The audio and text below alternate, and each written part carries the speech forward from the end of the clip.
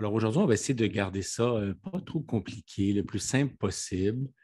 Je vais vous présenter tiens, je vais vous présenter les objectifs dans quelques secondes. Alors, c'était les objectifs, énumérer les nouvelles fonctions. Je dirais tout de suite qu'il n'y a pas énormément de nouvelles fonctions, donc on va essayer de se concentrer avec les fonctionnalités les plus utiles sur Zoom aujourd'hui. Puis, je vais vous démontrer l'utilisation de quelques fonctionnalités. On va essayer de les démontrer au mieux. Quoique je me suis aperçu que c'est assez difficile de démontrer Zoom quand tu es dans Zoom. Il y a des choses qui ne sont pas possibles de voir, même si tu fais voir ton écran au complet. Des fois, des fonctionnalités qui ne sont pas possibles de voir, mais on devrait bien se débrouiller. Je n'ai pas de conflit d'intérêt. C'est une formation qui est agréée. Ceux qui sont médecins de famille ou qui sont au collège, je pense que le Collège Royal aussi a des bureaux de crédit. Alors, c'est un atelier qui se veut pratique dans la limite où on peut être pratique. Donc, je fais appel à votre... Si vous avez je vais vous demander d'ailleurs, c'est des choses que vous voulez couvrir. Je vais vous dire ce que je vais couvrir. On va revoir quelques fonctions essentielles, dont le transfert de fichiers, parce que c'est quelque chose qu'on fait presque à chaque fois qu'on est en Zoom. On a presque toujours besoin de transférer un fichier. Le tableau blanc, plus ou moins utile, mais je pense que c'est intéressant de savoir que c'est disponible pour travailler ensemble sur des documents. Aujourd'hui, je vais vous en présenter un nouveau qui est offert par Google. Pour ne pas compliquer la présentation outre mesure, je vais vous donner un exemple pour chacun des items, quelque chose qui est pratique, vous pouvez retenir. Au lieu de vous donner les 8 possibilités, je vais peut-être les mentionner, mais je vais vous donner l'exemple ou la démonstration sur un outil seulement. Il y a aussi comment faire des sondages. Par exemple, on va en faire un très bientôt pour essayer. Puis comment diviser en groupes. Ce que j'avais essayé de démontrer la dernière fois, mais pour une raison qu'on ignore toujours, la fonction de diviser en groupe n'était pas disponible la dernière fois qu'on l'avait fait. Donc, on avait eu du mal à le faire. Donc, aujourd'hui, tout semble dans l'ordre. On devrait être capable de bien le faire. J'ai envie de vous demander tout de suite, via le chat ou bien oralement, est-ce qu'il y a des choses qui ne sont pas là que vous aimeriez faire, qu'on pourra voir si on peut les insérer avant la fin de la présentation?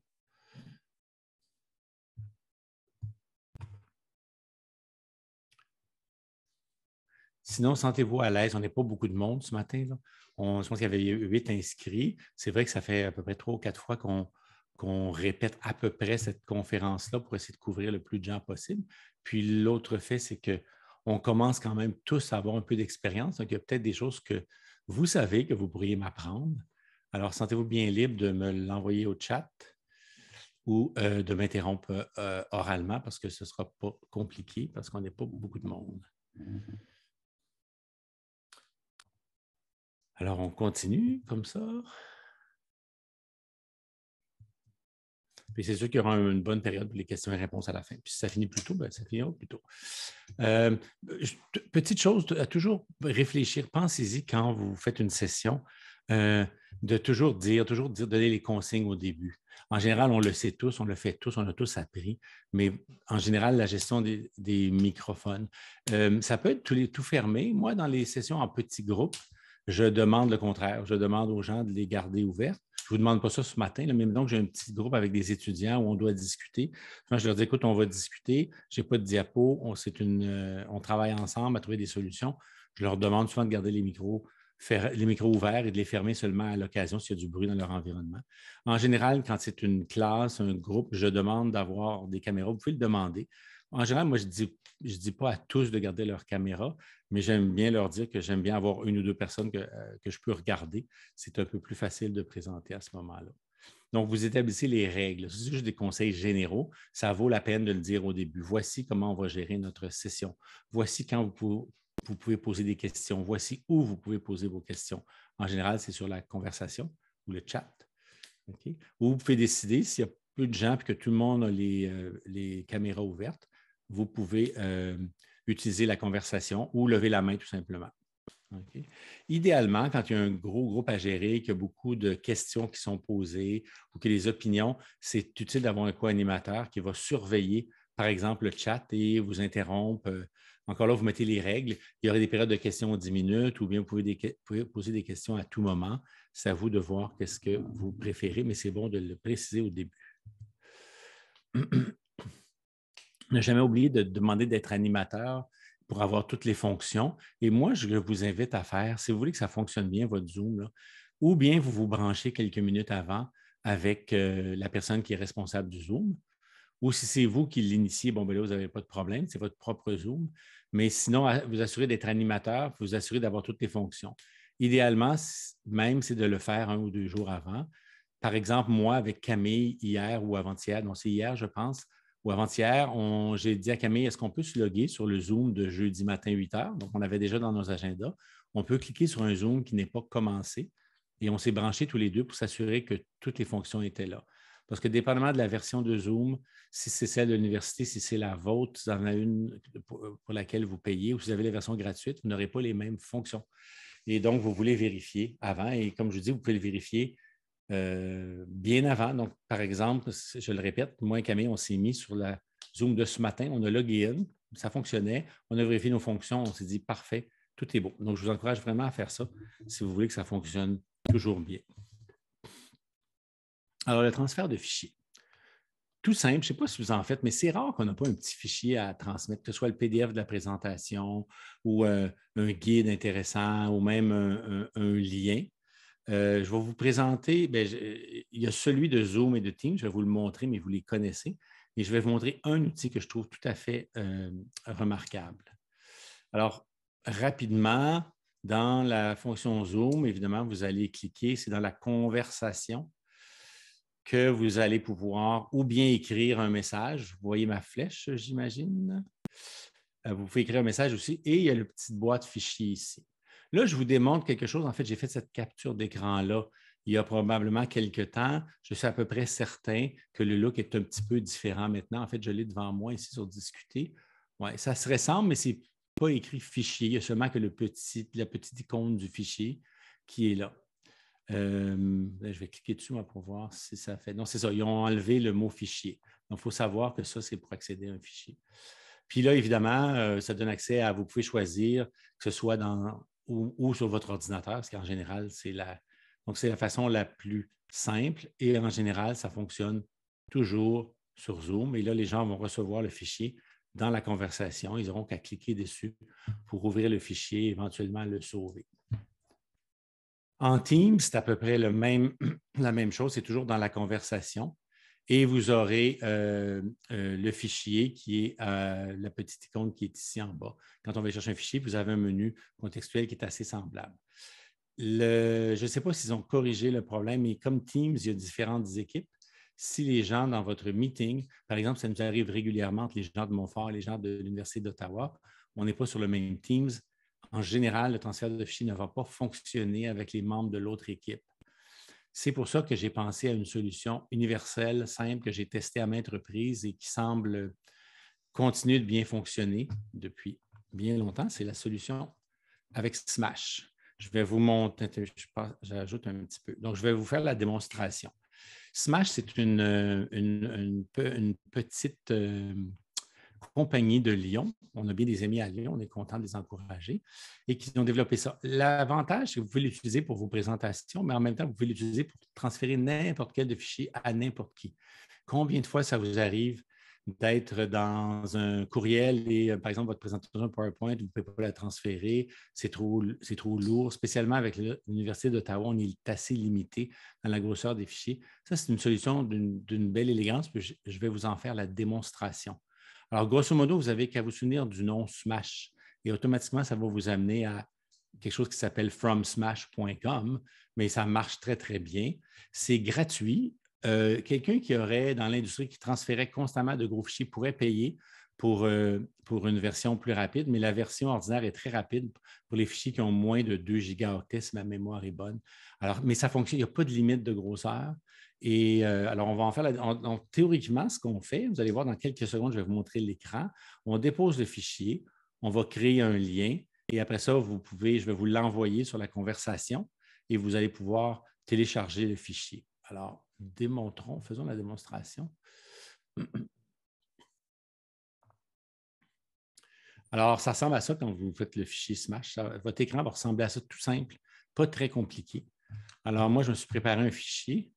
C'était des trucs qui avaient été des trucs pour l'enseignement en ligne par M. Carsanti, qui est vous l'entendez dans les médias souvent, que je vous envoie son fichier, vous pouvez le consulter, c'est intéressant.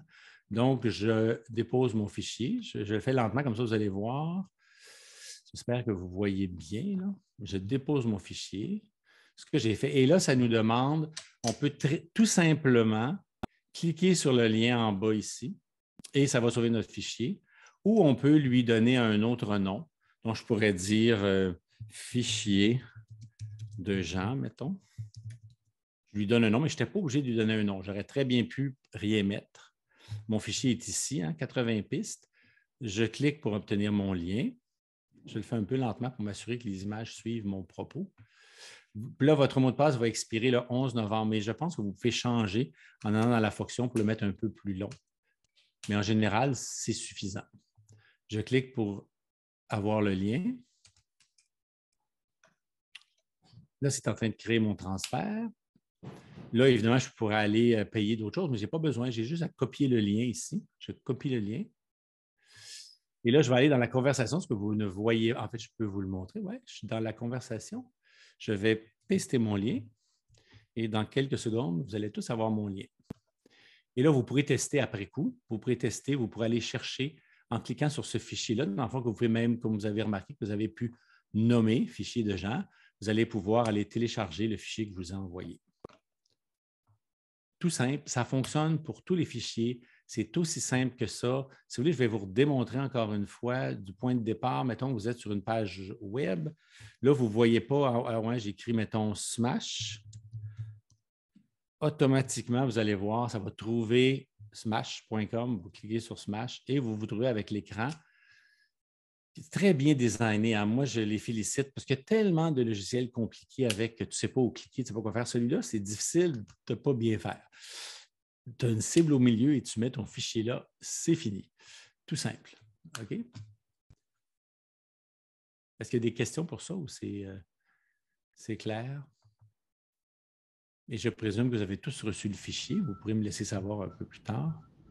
Juste savoir si c'est en termes de sécurité, Oui, est-ce que vous apparemment, c'est envoyez des chiffré. documents confidentiels ou ce genre de choses à Bon, travers ça? Vous faites confiance? c'est sûr que ça avait un autre système offert par votre organisation, mais théoriquement, c'est numérisé, c'est tout à fait confidentiel et privé. J'ai vérifié souvent sur leur site et de fait, tout est chiffré. Donc, je recommande quand même dans comme l'Université d'Ottawa ou dans les hôpitaux, valider avec votre service informatique parce que même si c'est chiffré, ils ne vont peut-être pas vouloir que vous le fassiez. Mais pour chez vous, c'est quand même une solution qui est très élégante et qui fonctionne très, très bien. Ouais.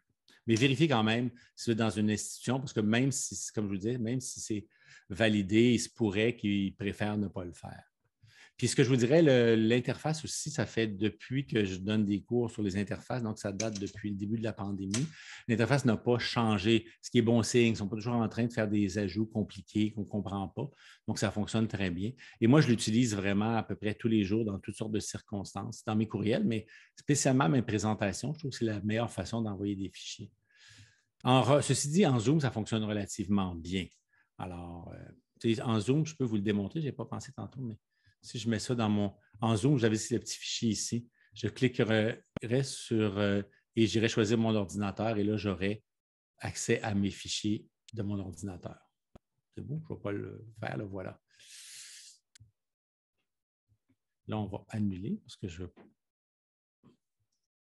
Voilà. Et quelqu'un m'a dit que ça fonctionnait bien. Merci Louis, c'est le fun de te savoir là. Bon matin. Puis, docteur Préjean, si je me souviens, je reconnais le nom d'Ernest Préjean. Si je me souviens bien, docteur Préjean, vous étiez à Sacré-Cœur, à l'urgence, et je pense, et moi j'ai été résident là il y a quelques années, quelques dizaines d'années. Alors, vous avez salutations. effectivement le bon Préjean. Alors, c'est un plaisir, cher Oui, je docteur. pensais bien. Ça me fait plaisir de vous entendre et de savoir que vous êtes là. Et vous vous souvenez probablement pas de moi parce que ça fait quand même à peu près, ça fait 33 ans que j'ai diplômé de chez vous en 88. Alors, mais moi, je me souviens de vous, vous étiez un éminent professeur. Alors, je me souviens très bien. C'est un plaisir. Excellent, Jean, c'est Louise. Un plaisir d'être là. Oui, Je suis sur le tapis oui, roulant, merci. alors je fais de la multifonction. Formidable. Ah, c'est bon, ça. C'est bon, ça. Transfert des fichiers en tapis roulant. Tu vois, c'est tellement simple qu'avec Smash, tu peux transférer tes fichiers, même en tapis roulant. C'est formidable. Là, j'avais fait la petite démo ici, mais ce que je voulais montrer pour vrai, donc sans encore savoir une image ou une démonstration vaut 1000 mots. Moi, ce que je fais aussi, un petit truc, comme là, je vous ai transféré un fichier, j'avais préparé mon fichier. Si vous êtes en train de faire une présentation, vous voulez transférer un lien ou un fichier, moi, je me fais une feuille, tout simplement dans Word. Et en fait, je vais même vous la montrer. Je n'avais pas osé, je pourrais vous la montrer. Je me fais un fichier Word avec tous les liens. Ça peut être le lien comme From Smash, j'aurais pu vous l'envoyer. Tantôt, je vais vous envoyer le lien pour quelque chose dans Google. Souvent, je vais mettre aussi, des fois, ça peut être des liens web, des fois, ça peut être des fichiers à transférer. Je me mets tous mes liens là, donc c'est assez facile pour différents cours. Et je garde ça à jour. Et quand je suis en train de présenter, bien, au lieu d'avoir, disons, si je voulais copier un lien que j'ai mis dans ma présentation, il faudrait que je sorte la présentation, que je copie le lien, puis ce n'est pas très élégant. Donc, en ayant sur votre desktop, sur votre bureau, en ayant une page avec tous les liens, c'est très facile à faire, puis ça se fait de façon élégante. Je pense que le prochain fichier, alors, je mets les sites Internet, je mets les liens avec des fichiers ou des outils, ou n'importe quoi que je veux donner, que je veux vous envoyer pendant la présentation. Ah oui, j'ai une bonne question. Quelqu'un dit comment se compare Smash à comparer à Dropbox. C'est évident que si vous avez Dropbox ou n'importe quel logiciel de cloud, ça vous permet en général de transférer des fichiers. Vous pouvez cliquer à droite sur le nom de votre fichier et ça va vous donner un lien. Ça fonctionne très, très bien Dropbox aussi. Et c'est chiffré aussi. Donc, si vous avez Dropbox, c'est parfait. Ce n'est pas tout le monde qui a Dropbox. Des fois, le Dropbox est plein. Mais c'est sûr que Dropbox, ça fonctionne très bien. J'avoue que je m'en sers aussi. Pour Dropbox, je pourrais probablement vous le démontrer. Là, je ne veux pas aller vers des fichiers. Je vais essayer de voir si je ne peux pas trouver un fichier que je pourrais vous le démontrer. Je vais juste me choisir un fichier qui n'a pas rien de trop compliqué. Tiens, j'ai une série d'articles ici, ça devrait être pas mal. Alors, mettons que je vous mets ça ici. Mettons que le premier ici, je voudrais vous transférer ce premier fichier-là. Je pourrais cliquer à droite. Bon, là, je ne l'aurai pas. En fait, on va aller dans Dropbox. C'est ça quand tu changes de ton... Tu dois aller dans ton fichier Dropbox. Mettons que je vais trouver... Bon, mettons que je voudrais vous transférer, j'ai choisi un peu n'importe quoi. Je voudrais transférer ce fichier-là ici. Théoriquement, on choisit à droite là, pour une raison X, ça ne le fait pas ce matin. C'est typique des formations. Normalement, quand tu es dans Dropbox, puis là, je le suis, ou aller dans votre Dropbox en ligne, vous pouvez cliquer à droite, obtenir un lien. Normalement, ça fonctionne. C'est juste la loi de Murphy, comme je n'avais pas prévu. On dirait que mon Dropbox n'est pas bien embarqué. Mais oui, ça fonctionne. Mais moi, je trouve que Smash, c'est une grande simplicité. C'est une fonction unique. Ça fonctionne bien. Puis si je comprends leur philosophie, ils ne vont pas changer le système. Donc, ça va toujours fonctionner bien. Alors, voilà ce que je suggère, mais vous pouvez utiliser votre système habituel si ça fonctionne bien pour vous. Ça, j'ai juste donné l'exemple que je préparais mes liens d'avance. Comme ça, après ça, je fais juste faire un cut and paste dans vos documents. Là, on va parler du tableau blanc.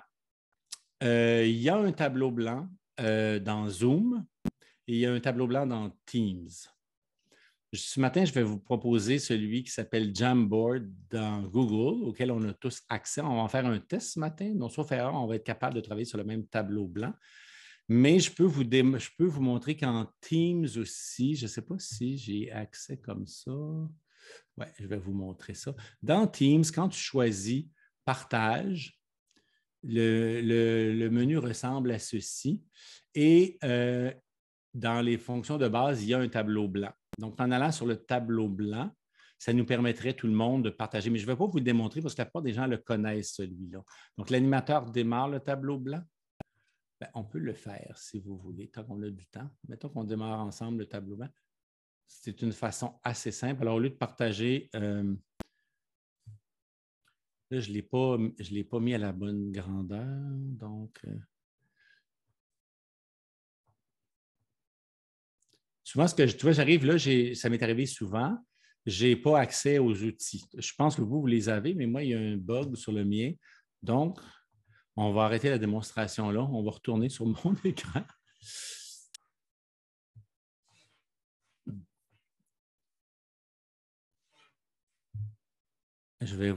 On va retourner sur mon tableau blanc de Jamboard. Alors, vous avez, moi, je ne sais pas si le tableau blanc, vous l'aviez quand je l'ai partagé, mais moi, ça m'est arrivé la dernière fois aussi, je n'avais pas accès aux outils. Les outils n'étaient pas là. On pourra l'essayer vers la fin, OK, ensemble, mais je ne veux pas qu'on perde de temps. Parce que j'avais plutôt prévu vous faire partager Jamboard. Donc, ça vaut pour moi aussi. Avant d'utiliser un outil en ligne, il faut bien se familiariser avec celui-ci.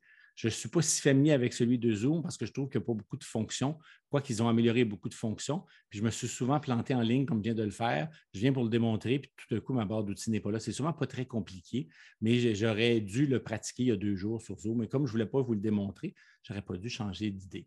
Et pratiquez-le avec des confrères ou avec des amis. Mettez-vous sur le Zoom 2, 3 jours avant, pratiquez-le comme ça. Quelqu'un me dit, vous utilisez Mac? Moi, j'utilise un Mac. Donc, c'est sûr que quelqu'un me demande si j'utilisais Mac ou PC. Moi, j'utilise un Mac. Donc, c'est sûr que l'aspect de Mac à PC va être un petit peu différent. Le look va être un petit peu différent d'un à l'autre aussi. C'est une autre chose à considérer quand on fait. C'est les problèmes de la démonstration, comme je fais. On n'a jamais tout à fait la même version, la même interface que les autres. Donc, des fois, ça cause des problèmes. Okay, donc, pratiquez-le, très utile. Alors là, j'avais préparé une diapo pour vous montrer il était où le tableau blanc avec Zoom. Bon, mais là, ce qu'on va essayer de faire, c'est qu'on va essayer d'aller sur Jam. Alors là, pour vous envoyer le lien, au lieu de fermer ma présentation, je clique sur ma feuille que j'ai à côté et je vais vous envoyer le lien pour Jamboard. Vous allez cliquer dessus, puis on va voir si on est capable de fonctionner.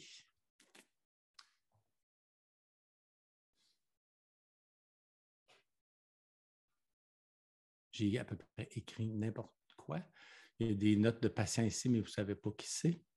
Je ne sais pas si vous êtes capable d'y accéder en cliquant sur le lien. Théoriquement, oui, parce que je crois qu'il y a des gens. Alors, on va aller sur une page pour commencer. On va aller sur une page blanche. Est-ce que vous êtes capable d'écrire quelque chose, ou de faire un trait, ou de faire un rond ou un carré?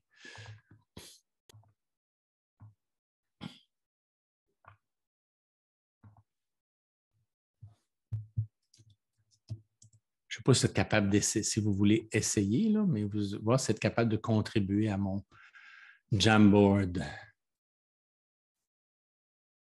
Il y a 6 personnes qui sont là, donc théoriquement, vous devriez être capable. Alors, tu vois, quelqu'un me dit, pour moi, il faut télécharger l'application. Pourtant, moi, je le fais directement sur le web.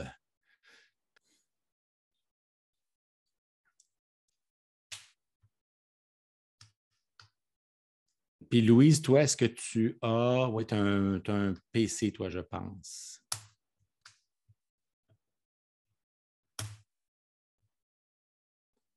Vous semblez avoir du mal à joindre parce que je ne vois personne qui dessine sur mon dessin. Bon, quelqu'un peut, comme Mathieu Gatien, peut contribuer.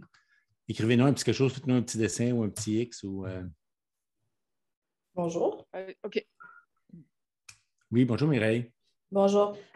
Nous autres, on a été amenés à une page un peu gris quadrillée qui avait la liste 2, Madame a subi un léger AVC. Est-ce qu'il fallait qu'on change de page pour être... Non, c'est beau. En fait, c'est moi qui était. Vous êtes tous sur la première page, c'est parfait. Donc, okay. Oui, ça fonctionne finalement. Tout le monde fait des dessins, ça fonctionne très bien. OK. Que je connais parce qu'on peut ajouter plusieurs pages. Je ne sais pas, est-ce que vous pouvez changer la page en haut ici comme moi?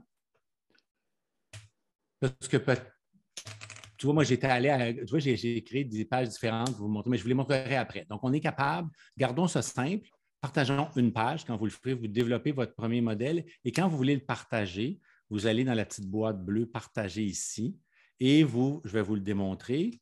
Pour le partager avec vous, c'est ce que j'avais fait. Et il faut obtenir ici, il faut faire attention, il faut que ce soit modification autorisée pour tout internaute disposant de ce lien. Il y a différentes options ici. Et là, j'ai copié le lien et c'est ce que je vous ai envoyé. OK? Bon, c'est bon, ça fonctionne. Je ne sais pas si tout le monde a pu partager, mais certains de vous ont pu partager. Je vous donne d'autres exemples. Moi, je trouve que le tableau blanc, ça a une certaine limite parce que c'est jamais hyper joli quand on partage tout ça. Mais je pense qu'il faut peut-être structurer un peu d'avance. Comme par exemple, je donne d'autres exemples. On pourrait structurer une page avec, bon, écrivez les signes à gauche, les symptômes ici, les diagnostics là, exemple. Vous pourriez faire une page qui serait quadrillée, par exemple, avec à gauche en haut, on met telle chose. Vous organisez un peu votre plan de travail. Vous pourrez avoir des carrés dans lesquels on met différentes choses. Je pense que c'est utile. À date, moi, je ne l'ai pas beaucoup utilisé, ni pour l'enseignement, ni pour d'autres, mais c'est quand même une option qui est possible. Le seul mystère, est-ce que vous êtes... Oui, excellent. Oui, je m'excuse, je ne veux pas interrompre. Mon problème, c'est que je suis sur téléphone. Donc, évidemment, c'est probablement la raison pour laquelle. Donc, c'est à savoir si nos étudiants ou nos apprenants étaient sur iPad, probablement qu'ils auraient le télécharger même... l'application. Tu as oui, tout à fait donc, raison. il faudrait demander de télécharger avant, alors que c'était sur un ordinateur.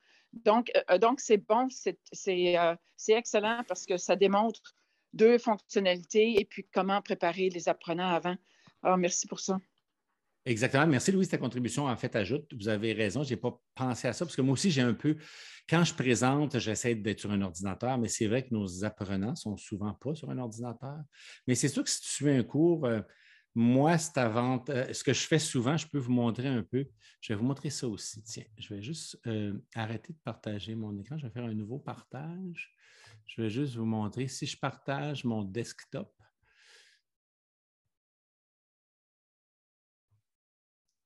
je vous montre un peu comment j'organise mon... Là, je pense que vous voyez mon desktop au complet. Moi, c'est ma présentation, je l'ai mis à gauche ici. J'ai ma discussion ici. J'ai ma feuille de lien en bas et j'ai mon... Alors, si vous avez un écran assez grand, c'est une bonne façon de vous organiser dans un grand desktop pour enseigner. Alors, moi, comme tu disais tantôt, j'aime mieux enseigner avec un grand desktop, donc j'ai un peu accès à toutes mes fonctions. C'est un peu plus facile. OK? Mais c'est sûr qu'enseigner d'un téléphone ou d'une tablette, c'est un peu difficile de faire deux choses à la fois sur une tablette. Et ce que j'ai fait aujourd'hui, vous pouvez le voir en même temps, je partage une portion de mon écran sur laquelle j'ai placé tout. C'est un autre petit truc, je ne pensais pas vous le donner, mais sur ce partage d'écran que je fais ici, je vais essayer de vous le montrer en l'agrandissant un peu. J'ai mon horloge dans le coin. J'ai deux choses tout à fait juxtaposées. Donc, j'ai ma présentation PowerPoint, puis j'ai aussi mon web dans lequel j'ai Jamboree, j'ai les leçons apprises, j'ai mon Smash. Donc, ça me permet, je ne sais pas si c'est un truc qui vous aide, mais moi, souvent, j'aime ça présenter comme ça. Ça me permet de scier de façon quasiment instantanée entre mes présentations et mon web ou ça même, je vais le baisser un peu, comme ça, vous voyez que la présentation comme ça. Ça va? J'espère que ça vous donne des petits trucs de comment vous organiser. Est-ce que quelqu'un peut juste me confirmer qu'ils ont bien vu le desktop et ont compris ce que je vous ai démontré? Parfait. Excellent. OK, donc on va continuer. Donc, Jamboard, j'avais mis un autre nom, mais je ne vais pas vous le démontrer parce que je n'ai pas pratiqué. Il y a un autre, alors, il faut vous amuser avec Jamboard. Vous envoyez le lien à quelques amis, vous voyez si vous pouvez travailler dessus. Il y en a un qui s'appelle Concept Board. Il y a contrairement à Smash, par exemple, ils ont tendance à toujours changer un petit peu toutes sortes de choses. La version gratuite fonctionnait avant, là, je ne suis pas certain. En tout cas, ça vous donne un autre nom. Si Jamboard, ça ne fonctionne pas pour vous, ou si l'outil de Zoom ne fonctionne pas bien pour vous, vous avez quand même une ou deux options autres.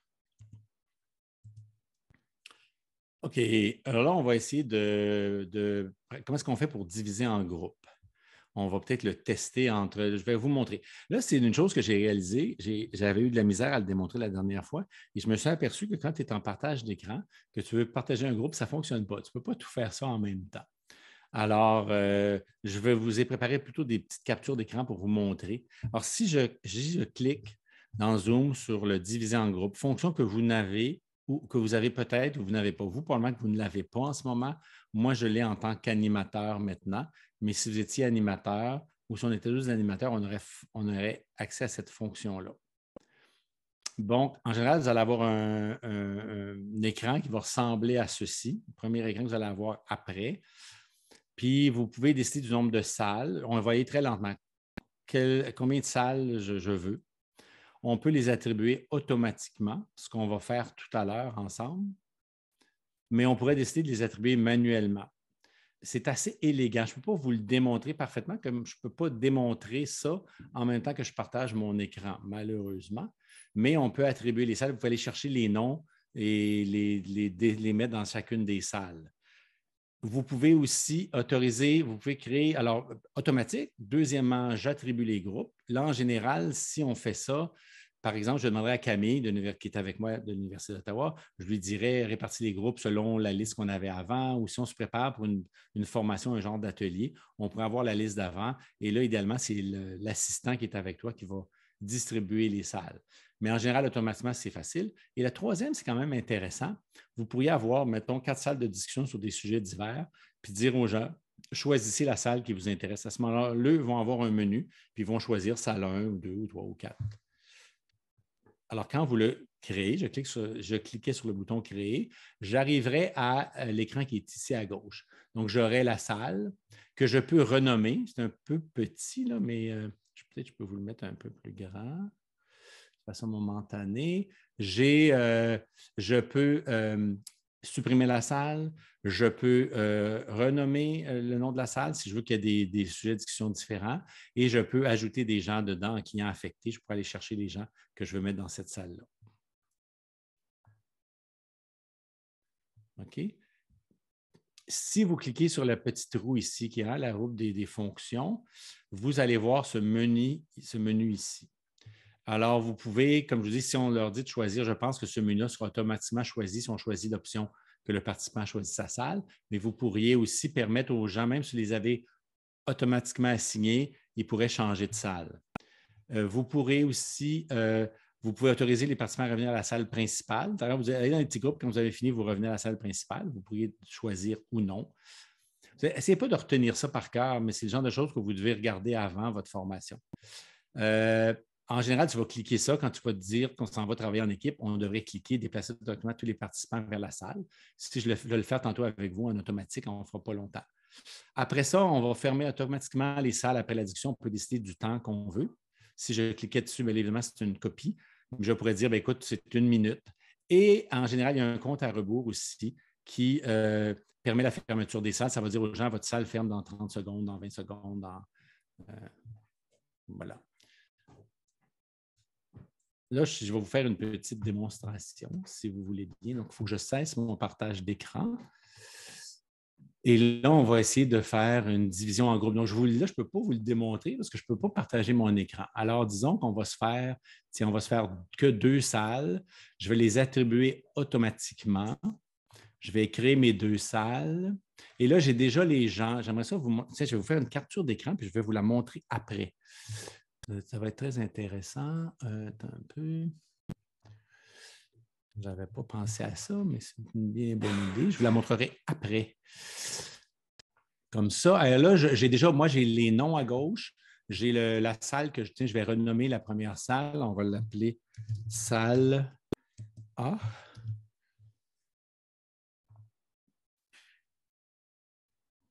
Bon, ça n'a pas fonctionné. Salle A. Renommée, oui. Ah oui, voilà, c'était renommé. Puis mais je vais je vais nommer la salle B. Donc, au lieu de salle A, salle 1 et 2, ça va être salle A et B. On pourrait mettre un autre nom. On pourrait mettre, je ne sais pas moi, salle de récréation. Je vais vous le démontrer après, oui. Et je pourrais déplacer chacun des participants, la 3e colonne, je vais vous la démontrer après, je pourrais déplacer les participants dans une autre salle, faire un échange, etc. Et là, je pourrais travailler avec mes options. Oui, vous ne le voyez pas en ce moment, ça, là, mais je vais vous le montrer après. C'est ça, dans l'espoir d'être interactif, on a la chance d'interrompre malheureusement, mais merci pour l'opportunité. Est-ce que tu peux nous faire une capture d'écran de ce que tu vois comme organisateur? Oui, c'est ce que je viens de faire. Alors, là, je ne peux pas le faire pendant. Je vais juste le finir. Je vais vous faire l'expérience de la salle. Puis après ça, je vais vous montrer les captures d'écran. Parce que c'est la seule façon de le démontrer. OK? Autoriser les participants à revenir à la saison principale, je fais ça. Je vous déplace automatiquement. Je vais vous déplacer dans les petites salles. La salle, je vais voir si je peux la garder qu'une minute. Il semble que oui. Et je vais vous faire un compte à rebours mettons, Je vous mets ça 1 minute, puis je vous fais un compte à rebours de 15 secondes avant que la salle ferme. C'est bon, ça? Et je vous ouvre les salles, je vous vois dans 1 minute.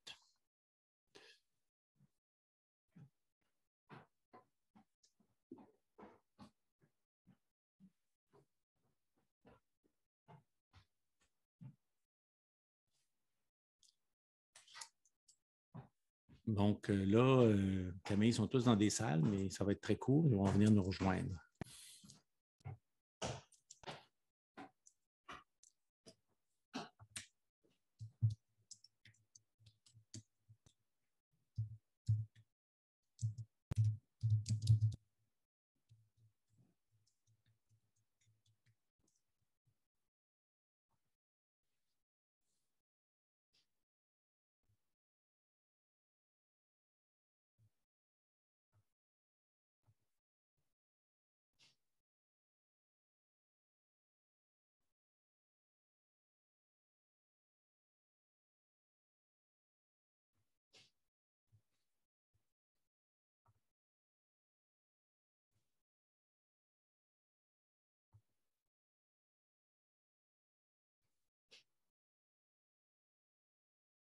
Bonjour tout le monde.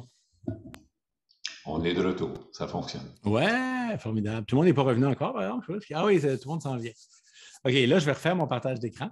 Et je voulais quand même vous en fassiez l'expérience. La plupart de vous avez déjà fait l'expérience, mais je vais vous montrer la capture d'écran que moi j'avais. Je retrouve dans mon petit écran et je vais aller chercher ma capture d'écran. Alors, c'est bien, c'est participatif.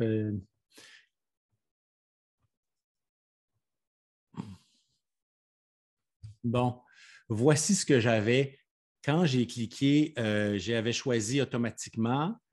Puis après ça, sur mon la petite roue ici, j'avais décidé que ça durait 1 minute, que je vous enverrais un message 15 secondes avant. Là, je ne peux pas le faire parce que je ne peux jamais le démontrer. Mais voici la liste que j'avais. Tu vois, j'avais vos noms. J'avais renommé, à ce moment-là, après ça, j'ai renommé salle A et j'ai plutôt salle de récré, quelque chose comme ça que j'avais écrit. Et donc, vous pouvez déplacer les gens. Vous pouvez, par exemple, Dr. Préjean, j'aurais voulu le déplacer, j'aurais pu l'envoyer dans l'autre salle, etc., etc. Donc, c'est assez flexible. Encore là, c'est bon de le pratiquer. Gardez ça simple les premières fois. Ne faites pas ça trop compliqué. Mais comme vous voyez, il y a beaucoup de flexibilité. On peut ajouter des salles, on peut fermer des salles. Mais n'oubliez pas de faire la minuterie. Mais moi, à tout moment, j'aurais pu vous ramener. Sur mon menu, j'avais ramené tout le monde dans la salle. Donc, je peux vous envoyer un message. Vous avez vu, je vous ai envoyé un message. Je l'ai dit que je vous ramenais bientôt. C'est moi qui ai envoyé ce message-là. Donc, il faut envoyer des messages. Voilà. Donc, c'est très, très, très utile. Ça fonctionne très, très bien. S'il y en a qui ont des questions.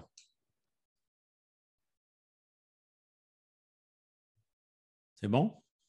Ça, je vous encourage fortement à le faire avec l'enseignement en petits groupes, là, ou des sujets de discussion, pour des ateliers, pour surtout des formations médicales continues ou bien pour des formations sur n'importe quel sujet. Puis là, évidemment, toutes les règles à utiliser quand tu vas en petit groupe, hein, tu leur dis de se nommer un rapporteur, puis quand on va revenir en équipe, on va partager ce qui a été discuté dans chacun des groupes. Vous êtes habitué de faire ça. C'est bon? Jean, c'est Louise, est-ce que tu as des conseils pour... Je trouve qu'on perd toujours des gens qui ne reviennent pas des breakout rooms. En fait, est-ce que c'est vrai aujourd'hui qu'on en a perdu? Je ne crois pas. 1, 3, 4. Non, aujourd'hui, on est correct. On a gardé tout le monde. J'imagine qu'ils en profitent pour se sauver ou bien c'est des problèmes techniques. Je ne sais pas pourquoi. Théoriquement, quand ils sortent de la salle, je pense qu'ils peuvent cliquer. Peut-être, vous, est-ce que vous aviez 2 menus? Est-ce que vous aviez quitté la salle et vous aviez quitté tout? Je ne sais pas ce que vous avez comme menu. Est-ce que vous vous souvenez? Qu'est-ce que vous avez eu comme menu? Quand vous étiez dans la salle, là? Moi, je n'ai pas remarqué. Non, peut-être qu'on pourrait donner l'avis, Louise, j'apprends de toi, peut-être faire attention, parce qu'il me semble de mémoire d'avoir déjà été dans une salle. Donc, évidemment, si vous avez tout minuté, vous dites aux gens de ne toucher à rien, qu'ils vont revenir automatiquement dans la salle, ce qui est probablement préférable. Mais sinon, je les aviserais de faire attention de ne pas quitter. Parce que quand tu quitter, tu as peut-être le choix après de quitter tout ou quitter la salle. Docteur Préjean, il y a peut-être la réponse. Oh, ce n'est pas la réponse, mais on a un petit icône qui fait le cliquer qui est le Return to Breakout Room. Alors, il faut juste indiquer de dire, n'oubliez pas de cliquer, vous revenez automatiquement à ce moment-là. Oui. Il faut lire les menus, puis automatiquement. Mais je pense que moi, ça m'est déjà arrivé je pense qu'il y avait évidemment, c'est très difficile de savoir qu'est-ce qui se passe dans chaque circonstance, mais il me semble que des gens font peut-être l'erreur. Alors, peut-être faites attention de ne pas quitter la conférence au complet. Peut-être juste leur souligner ça, Louise, si ça arrive. Moi, je n'ai pas remarqué que ça arrivait, mais c'est bien possible que ça arrive. Ouais. Moi, de mon côté, c'était peut-être mon sujet ou mon engagement ou ma présentation, mais je trouve que dans les grands groupes, particulièrement si ce n'est pas annoncé à l'avance ou si ce n'est pas un cours dont les étudiants doivent être là, des gens ne se rendent pas à la salle en petit groupe. Peut-être qu'ils voulaient, je ne sais pas, participer en pyjama. Et puis là, en petit groupe, ben, si tu es 3-4 personnes, c'est un peu comme il faut pas mal que tu allumes ta caméra. Alors, c'est ça, comme des trucs pour, je ne sais pas, pour les engager, les préparer à l'avance, pour peut-être laisser savoir que ça va faire partie de la présentation ou de l'atelier ou je ne sais pas quoi. Je suis très d'accord avec toi, Louis. C'est une très bonne idée de l'annoncer d'avance parce qu'il y a des gens aussi qui ouvrent leur caméra, qui n'ouvrent rien du tout, qui n'ouvrent pas la caméra ni le microphone, mais qui ne sont pas nécessairement là, dépendamment du type de réunion. Et tu t'en aperçois des fois quand tu fais ça parce que les autres, ils ne bougent pas, ils ne répondent pas. Donc, finalement, ils ont. Alors, ce serait d'une gentillesse de les annoncer qu'avant, la participation sera requise de votre part. Si vous n'êtes pas là, on va le savoir parce qu'il n'y a rien qui va se passer avec votre icône. Alors, c'est peut-être bon de les aviser avant qu'on aura besoin de leur participation. Comme je disais au début, écrivez toutes les directives que vous voulez dire au début, dites-les au début, puis à la rigueur, dans ce cas-ci, Louise, tu as raison, ça devrait être écrit quand tu annonces ta présentation. Cette présentation est interactive, demande votre participation. Je pense que c'est très élégant à faire. Tu évites de mettre les gens dans une situation où ça peut être quelqu'un aussi qui, par exemple, qui veut participer, mais qui a un téléphone, qui a une urgence, qui a quelque chose. Mais c'est vrai que ça fait toujours drôle quand tu as un grand groupe, que tu vois qu'une personne ne bouge pas, ne répond pas jamais, tu la mets dans une drôle de situation. Mais bon, c'est bon de les aviser pour éviter de les mettre dans une mauvaise situation. Je ne sais pas si ça répond à ta question, mais je trouve ça très. Ouais. Une autre question pour toi. Dans d'autres formations ou groupes où j'ai participé, on nous avertit à l'avance. Qu'est-ce que tu en penses? Je peux partager qu'est-ce que moi j'en pense. Donc, si vous restez jusqu'à la fin, vous aurez accès à l'enregistrement. Donc, ça, je pense que ça met la table justement pour des gens qui vont faire leurs emplettes pendant que l'atelier a lieu. Et puis qui veulent juste l'enregistrement ou le document, je ne sais pas, les cheat sheets. Je ne sais pas qu'est-ce que tu en penses. Je ne vois pas d'objection. Ça dépend du contexte. Hein? C'est difficile de penser.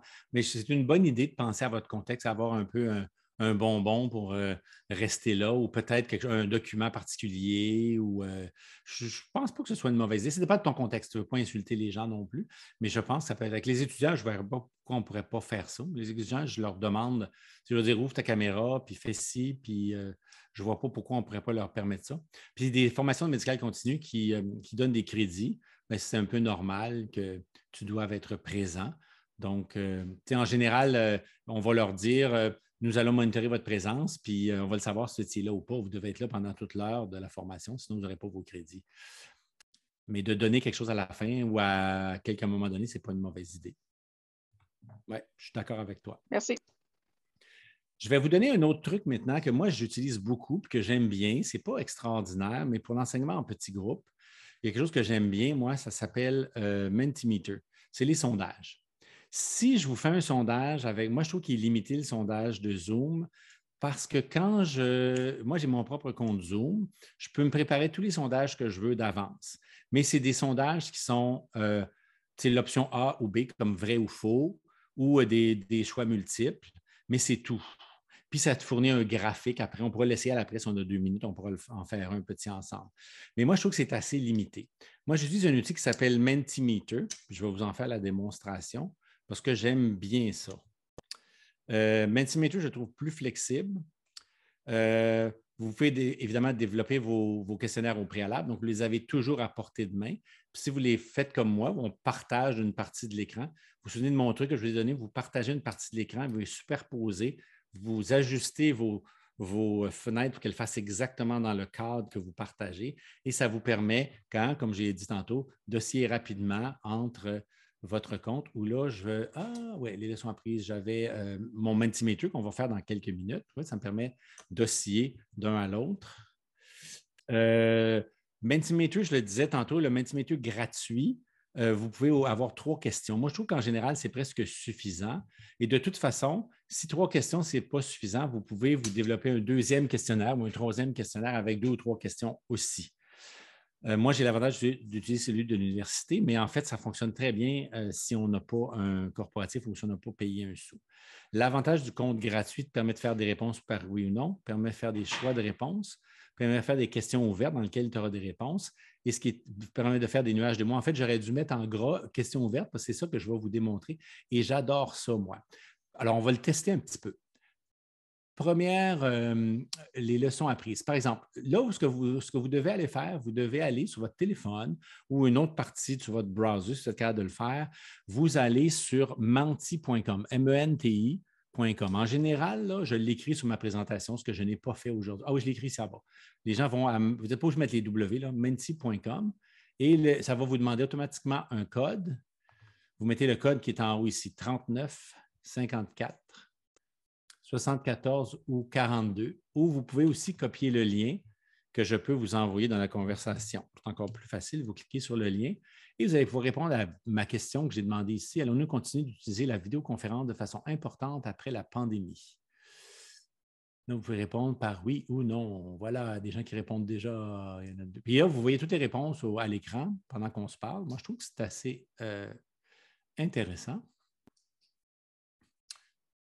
La dernière fois que j'ai posé la question, les gens ont répondu de même. Oui, c'est clair. On n'ira plus à des réunions à 7h30 le matin à l'hôpital. C'est clair qu'on va les faire chez nous. OK, donc je vais vous montrer maintenant la chose pour laquelle j'aime beaucoup. Vous allez faire là, votre question, elle aura changé et j'aurais pu vous poser n'importe quelle question. Écrivez ce que vous voulez, mais écrivez-moi des noms d'animaux, par exemple, et ils vont apparaître pour tout le monde. Vous allez voir si vous êtes capable d'écrire quelque chose. Mireille a dit une chance pour les noms matinaux. Alors voici, moi j'utilise ça beaucoup dans mes cours, puis je leur fais écrire des phrases. Parce que je vais vous montrer la fonction après, si vous voulez, comment le programmer. Là. Et ça nous fait une liste qui va se mettre à défiler si jamais il y a trop de noms. Et moi, je vais poser des questions là-dessus. D'après vous, quelles sont les caractéristiques d'un bon leader? Bien, les gens me donnent des réponses un peu plus courtes qu'un mot. Ils vont mettre une phrase ou des gens qui savent écouter ou des gens qui savent communiquer. C'est très, très utile. C'est drôle parce que j'utilise ça depuis un bout de temps. Puis hier, j'ai reçu une évaluation de cours qu'on reçoit toujours 6 mois après. Et les étudiants, deux enseignants qui ont étudié qui aimaient beaucoup ça. Ça permet, dans une classe de 48 personnes comme on a chez nous, même plus grande, d'avoir une certaine, on s'entend, une certaine interaction, une certaine participation. Et en général, ça te permet de faire des commentaires, parce qu'en général, quand on pose des questions et qu'on laisse le temps aux gens de répondre, que c'est bien cadré, ils ont les bonnes réponses. Donc, ça fait toujours intéressant comme animation de dire, bien, vous les avez les bonnes réponses, maintenant, on va approfondir ça, on va les revoir. Mais là, je peux vous montrer, on pourrait, tu vois, c'est intéressant, tout le monde voit les réponses de tout le monde. Si on en mettait encore, tu vois, à un moment donné, ça va se mettre à défiler. Là. S'il y en a une couple d'autres qui veulent rentrer des... J'aime bien Homo sapiens, c'est une bonne idée. Très juste. En tout cas, de toute façon, quand il y en a plus, ils se mettent à défiler tranquillement. On peut arrêter. Moi, je peux arrêter. Regarde, tu vois, la première va se mettre à défiler. Là, vous voyez? Elle bouge un petit peu. Puis, donc, tu peux avoir des listes assez longues. Tu peux toujours arrêter. Moi, je peux mettre cesser le défilement. Comme ça me permet de lire les réponses. Et je trouve que ça fonctionne très, très, très bien. Je vais vous montrer, puis là, je n'avais pas prévu le faire, mais on va sortir de ça. Alors, quand on fait les diapos, là, je recule. Alors, on peut ajouter des diapos. Quand j'ajoute une diapo, je vous montre quand même. Je choisis, alors il y a des choix multiples, il y a des nuages de mots, il y a des questions ouvertes, ce que je fais d'habitude. Mais tu sais, il y a toutes sortes de choses que vous pouvez utiliser. Mais moi, j'utilise bien la question open-ended et je choisis, moi, c'est Flow Grid que j'avais choisi, mais ça peut être une par une, ça peut être des bulles, etc. En général, je laisse l'option que les participants peuvent avoir multiples réponses, tu ne peux pas les limiter à une réponse. Et une fois que c'est fait, donc tu mets ta question ici, et voilà, c'est tout. Mettons question test. J'écris n'importe quoi, mais ce n'est pas grave. Puis là, c'est fait. Et là, ma question, elle est là.